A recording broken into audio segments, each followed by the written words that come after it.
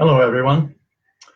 Today I'm going to talk about the thyroid gland, and it's a very much underestimated, I think, the thyroid gland, and I think it covers many different symptoms, and sometimes it's a job to actually define it, even when it's being tested for hyper or hypothyroid. And so, because there's a kind of vagueness to it, I find, the thyroid, and it's surprised how many people are affected by it.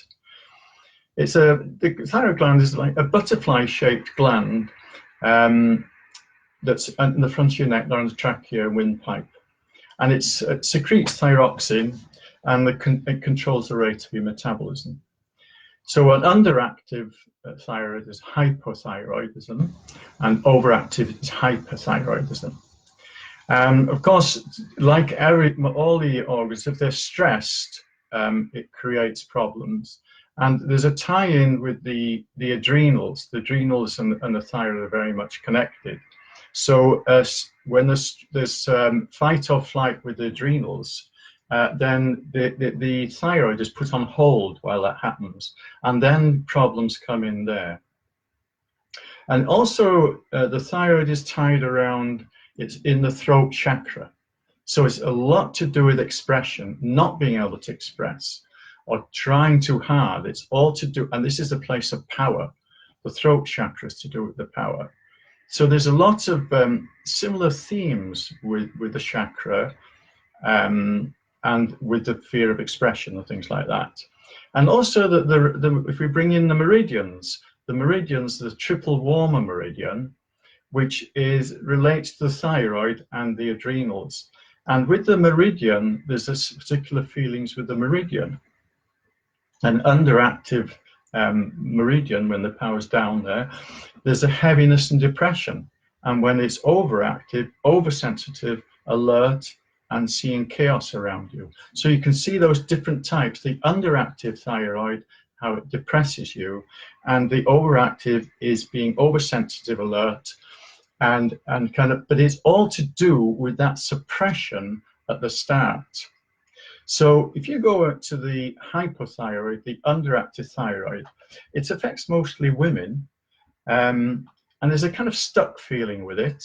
And this is the thing, this is what I go by. I'm not going into the details of the thyroid and the mechanics of it all and the chemical compounds. I'm not going to go there. I'm going to go by the feelings, because the feelings is, I find, the biggest influencer of all our glands. So there's a tendency, it affects women, there's a tendency to put on weight. You can feel depressed and tired. There's a decrease in mental and physical activity, low body temperature, and a kind of emotional hibernation. Okay, that is what's happening. And because there's been that suppression, as very often as a child, perceived suppression. Anyway, you've felt that you haven't been able to express yourself. So you haven't been able to take charge of your life, and haven't been able to step forward, right? So you've lost out with happiness, health, and prosperity very often with suppressing yourself, because it's happened at the start. Then you haven't been able to kind of quite go forward and take over, and then you'll also kind of punish yourself for not having done so. Okay. Perhaps there's a difficulty asking for things as a child. Perhaps you felt you weren't allowed to. So you eventually gave up.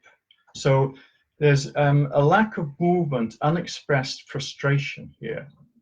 And perhaps a resentment can build up, even towards ourselves, for not being able to say something, okay? Of not stepping forward. You feel stuck, but you can't quite move forward.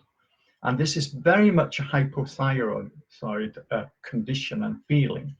And that feeling, when this is addressed, can make a big difference to your life, but it can also make a difference to your thyroid. So on the other aspect is the hyperthyroid. This is the overactive thyroid.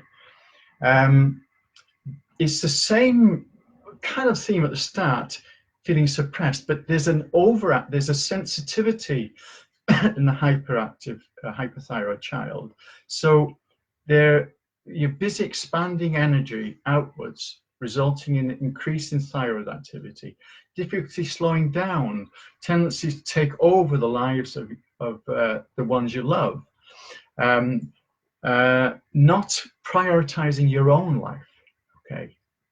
The strong need for validation from others, especially those close to you. Okay. There's a high expectation of yourself and others. Okay. There's a rage actually of being left out. This is, I think Louise Hay said that. There's actually a rage of being left out. And then there's resulting irritability, weight loss perhaps, excessive perspiration, and sometimes weakness. These are the type of things that can happen.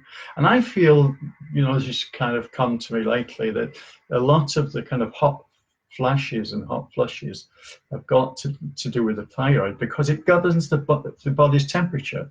So you're having cold hands and cold feet, cold extremities.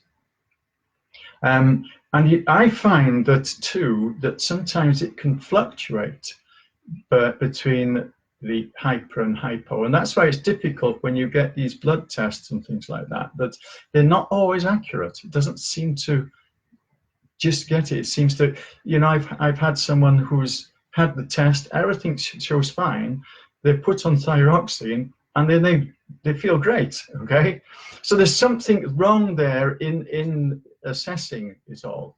And I think there's a lot to do with fluctuation. But the main thing that I go by is the feelings. If these feelings resonate with you, then there's something happening there that's very important. And you think, well, I've got this problem with the thyroid. Actually, the feelings are the most important. Okay? Feeling suppressed, and held back and heavy and depressed, and feeling that you've got to sort things out, you've got to get on the move. These are stronger then the body is trying to express that. That's what it's doing. Naraya Singh, from Messages from the Body, is there's a belief you have no right to express who you are, to develop or to put out and apply your creativity to succeed. That is what he expressed it. So, what do? You first of all, it's good to forgive those who affected you right back as a child, and who have perhaps continued your program in your adulthood. There's someone that maybe, what you'll do, you'll attract that person to push the buttons of this thyroid condition. Okay, very often your partner. Okay, so if you're an underactive, you're going to get someone who's overactive, and vice versa. It's just the way of nature, because what your soul has chosen for you to go beyond this, to grow beyond this, to take courage and say what you say, and the other one to perhaps let go a bit and realize their value. So it's both to do with value, you see, and the one who feels suppressed and heavy needs to take charge of their value, and the hyperthyroid needs to let go and realize their value. Okay, that is not to put it into everyone else, and that's how it works. So if you look at if you check, there'll be contacts there, and if you find the link to my website, just go there and you get more information, because this is what I work with. I work with the emotions, and when you address the emotions, the thyroid does not need to express that uncomfortable feeling, because it's only expressing that uncomfortable. It's actually expressing it exactly how it is. That's what it does. So it creates a situation. So it's saying, this is how you feel because of this, and the body does that, and that's amazing. It's your best friend on earth. So just go to my, check the contents panel, and you can just go to my website, and And thank you, all those who come in there. Nice to see you appearing. Thank you very much for coming in there. And any comments, if you want to follow up with that or any more comments, just come back to me. Go to my website and you'll get any information on how I can help you. So all the best to you all, and thank you for seeing me here, and have a good day. Bye now.